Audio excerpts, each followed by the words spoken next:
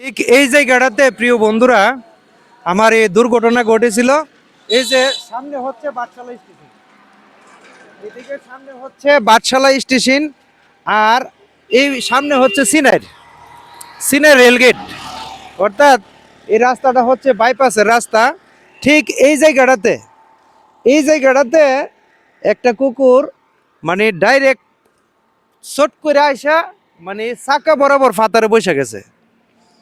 তো বৈশা যাওয়ার পর তা আমার মোটর সাইকেলটা বেশি স্পিডে ছিল না, যদি বেশি স্পিডে থাকতো তাইলে তো আমি মানে বিরাট ভয়াবহ একটা দুর্ঘটনা ঘটলইলে। কিন্তু কুকুরটা যখন চাকার সামনে বসে গেছে তখন আমি একবারে হতভঙ্গ হয়ে গেছি, গাড়িটা আর আমি কন্ট্রোলে রাখতে পারি না। গাড়ি বড় জোর রানিং মনে 25 থেকে 30 হবে এরকম রানিংয়ে ছিল।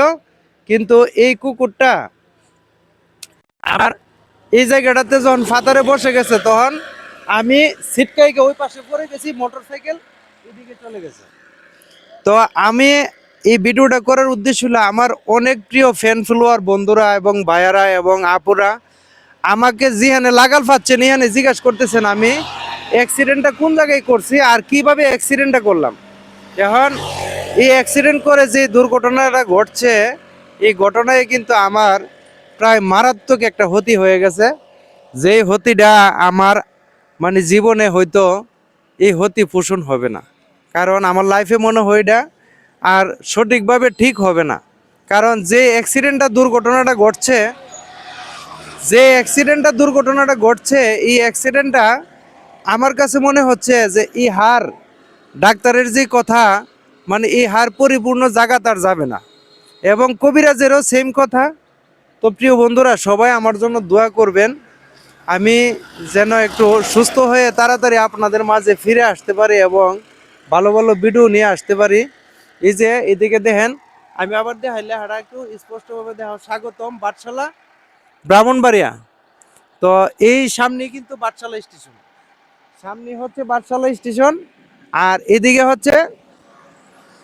হচ্ছে ব্রিজটা পার হইলে হইলো সিনাই রেলগেট। তো এই জায়গাটাতে আমার দুর্ঘটনাটা ঘটছে। অনেকেই বলছেন যে জায়গাটা খারাপ, অনেক মানুষ এখানে অ্যাক্সিডেন্ট করছে।